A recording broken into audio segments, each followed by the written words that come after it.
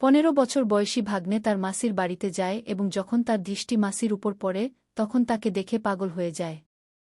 মাসির বয়স ছিল প্রায় ৩৫ বছর এবং তিনি দেখতে বেশ সুন্দর ও যুবতী ছিলেন। মাসির নাম অনিতা এবং ভাগ্নের নাম সিদ্ধার্থ। একদিন সিদ্ধার্থ বলে, মাসি, তুমি আমার খুব ভালো লাগো, তুমি খুব সুন্দর দেখতে। কিন্তু মাসি ভাগ্নেকে শিশু ভেবে তার সব কথা মজা নিয়ে নিচ্ছিলেন, যদিও ভাগ্নে সিরিয়াসলি বলছিল। কিন্তু মাসি তার কথায় বিশ্বাস করতে পারছিলেন না।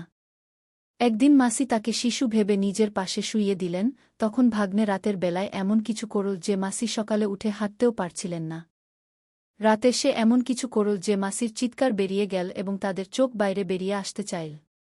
তখন পর্যন্ত তিনি কিছু বুঝে উঠতে পারেননি। সিদ্ধার্থের ট্রেন ফুল স্পিডে ছুটে গিয়েছিল। পুরো গল্পটি আমি আপনাকে বিস্তারিত শোনাব, এই গল্পে আপনি অনেক মজা পাবেন।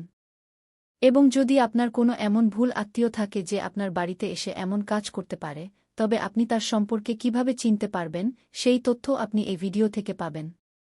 তাই ভিডিওতে শেষ পর্যন্ত থাকুন। যদি এখনও চ্যানেল সাবস্ক্রাইব না করে থাকেন তবে সাবস্ক্রাইব করে নিন। ভিডিওটি একটি লাইক করে কমেন্টে আপনার নাম লিখে দিন। এটি একটি সত্য ঘটনা, ঝাড়খণ্ডের উচা গ্রামের। সেখানে একটি ছোট্ট সুখী পরিবার বাস করত। এই পরিবারে মা-বাবা এবং একটি ছোট বাচ্চা ছিল। বাচ্চাটির নাম সিদ্ধার্থ। সিদ্ধার্থের বয়স ছিল 15 বছর এবং সে তার বাড়িতেই থাকত এবং পড়াশোনা করত।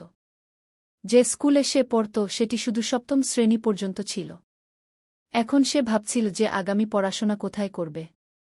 সিদ্ধার্থ পড়াশোনায়ও খুব ভালো ছিল, সবসময় ক্লাসে প্রথম হতো। তার মামার বাড়ি পাশের গ্রামেই ছিল।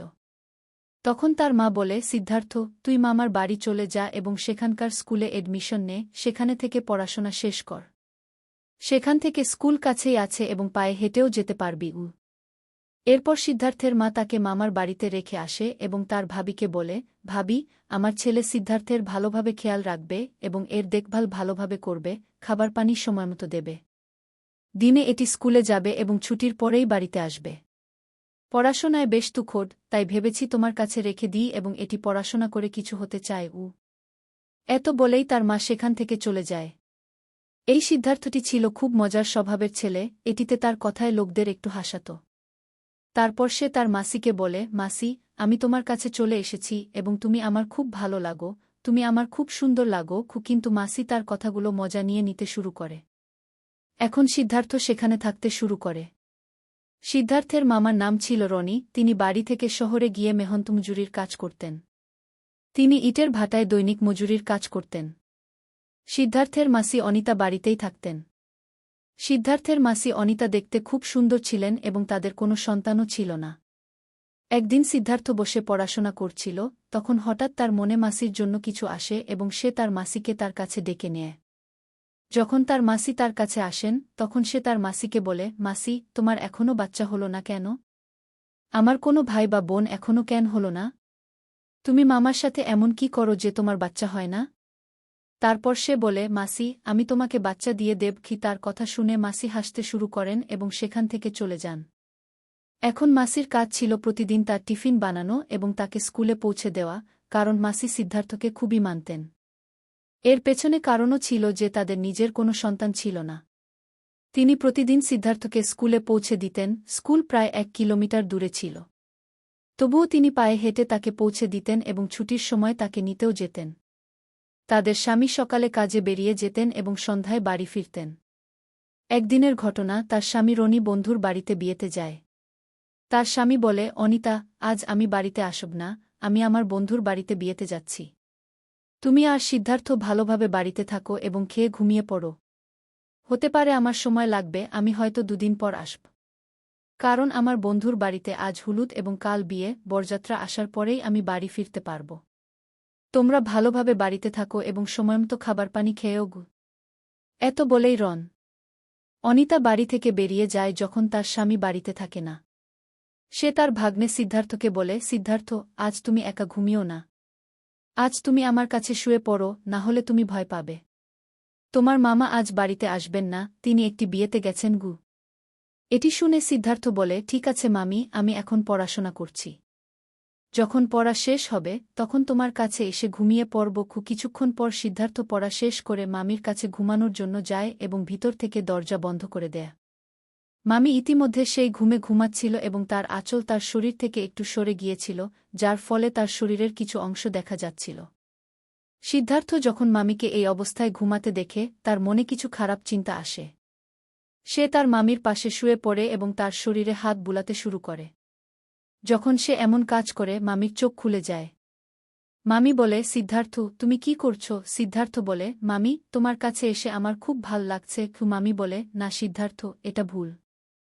আমরা এমন করতে পারি না। তুমি তো ভাল ছেলে, এমন খারাপ কাজ কেন করছো?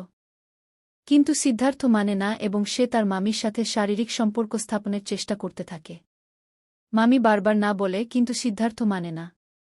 কিছুক্ষণ এইভাবে চলার পর মামিরও ভাল লাগতে শুরু করে। সে বলে, সিদ্ধার্থ, তুমি এসব কোথা থেকে শিখেছ? সিদ্ধার্থ বলে, মামি, কোথাও থেকে নয়, আমি শুধু তোমার কাছ থেকে শিখছি। এরপর তাদের ইচ্ছা বাড়তে থাকে। সিদ্ধার্থ বলে, মামি, এখন আর কিছুই হচ্ছে না, এবং সে মামির কাপড় খুলে দেয়া।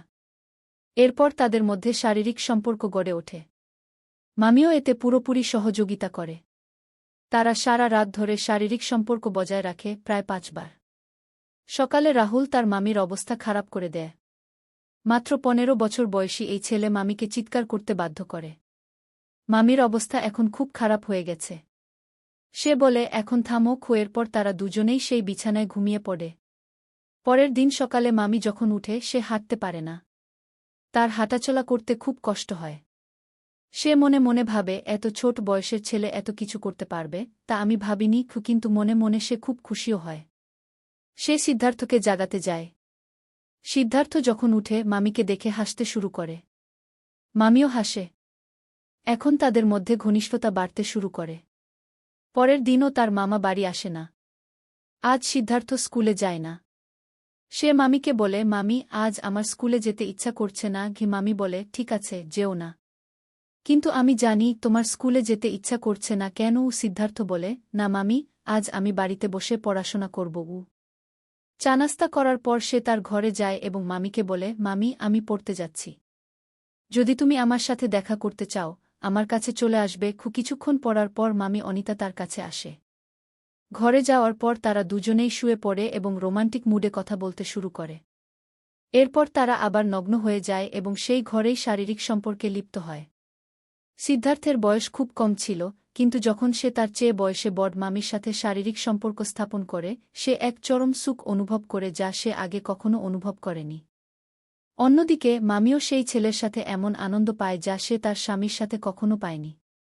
এখন সে এসব খুব ভাল লাগতে শুরু করে এবং সিদ্ধার্থকে পুরোপুরি সহযোগিতা করে। তারা দুজনেই জমিয়ে শারীরিক সম্পর্ক বজায় রাখে এবং যখন ক্লান্ত হয়ে পড়ে তখন শুয়ে পড়ে। এই প্রক্রিয়া অনেক দিন ধরে চলতে থাকে।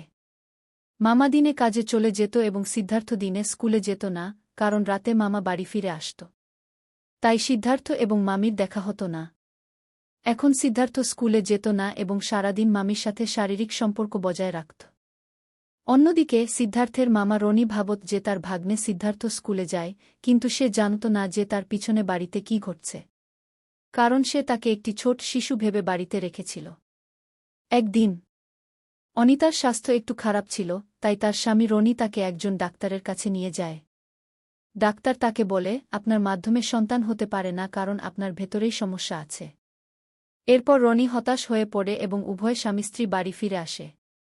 এদিকে সিদ্ধার্থ তার মামির সাথে বারবার শারীরিক সম্পর্ক গড়ে তোলে এবং সুযোগ পেলেই যে কোনো জায়গা, রান্নাঘর হোক বা শোবার ঘর, তাকে পেয়ে যায়। তার মামিও তার ইশারায় পিছনের দরজা খুলে দিত। যখন সিদ্ধার্থের এই কাজ চলতে থাকে, একদিন অনিতা গর্ভবতী হয়ে যায়। প্রায় 6 মাস পর তার পেট বেরিয়ে আসতে শুরু করলে তার স্বামী বিষয়টি জানতে পারে এবং হতবাক হয়ে অনিতাকে জিজ্ঞাসা করে, ডাক্তার তো বলেছিল তোমার সন্তান হতে পারে না, তাহলে এটা কিভাবে হলো? তখন তার স্বামীর সন্দেহ জাগতে শুরু করে। রনি অনিতাকে বলে, কাল হাসপাতালে যেতে হবে। অনিতা জানত না রনি তাকে কেন হাসপাতালে নিয়ে যাচ্ছে। রনি অনিতাকে হাসপাতালে নিয়ে যায় এবং পরীক্ষা করে জানা যায়, এই শিশু রনির নয়, বরং অন্য কারও। এটা শুনে রনির স্তম্ভিত হয়ে অনিতাকে জিজ্ঞাসা করে, বলো, এ শিশু কার? স্ত্রীর কাছ থেকে এত বড় বিশ্বাসঘাতকতায় তার পায়ের নিচে মাটি সরে যায়, কারণ সে তার স্ত্রীর উপর অগাধ বিশ্বাস রাখত। কিন্তু পেছনে তার স্ত্রী তাকে এত বড় ধোঁকা দিয়েছিল। রাগে জ্বলে সে আবার জিজ্ঞাসা করে, বলো, এ শিশু কার? প্রথমে অনিতা কিছু বলে না, কিন্তু যখন রনি তাকে মারধর শুরু করে তখন অনিতা সত্যি কথা বলে দেয়া। সে বলে, এই শিশু তোমার ভাগ্নে সিদ্ধার্থের। সেই আমার সাথে শারীরিক সম্পর্ক করত, সেই এটা করেছে। এটা শুনে রনির বুঝতে অসুবিধা হয় যে কাজ সে নিজে করতে পারেনি, এত ছোট ছেলে তা কিভাবে করল। পরে রনি তার বোনকে ফোন করে ডেকে আনে এবং সব কথা তাকে বলে। সিদ্ধার্থের মা তখন বলে, যা হয়ে গেছে তা বদলানো যাবে না। ভুল হয়ে গেছে, এতে অজানা কেউ নেই। দুজনেই নিজেদের ইচ্ছায় এই ভুল করেছে। কিন্তু রনি বলে, এখন আমি এটা মেনে নিতে পারব না, তুমি এটাকে তোমার বাড়িতে নিয়ে যাও।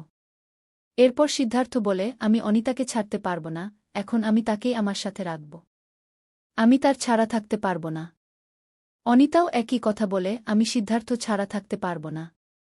শেষে সিদ্ধার্থের মা তাদের জিদের কাছে হার মানে এবং তাদের নিজ বাড়িতে নিয়ে আসে। ধীরে ধীরে কিছু সময় কেটে যায় এবং 9 মাস পূর্ণ হয়।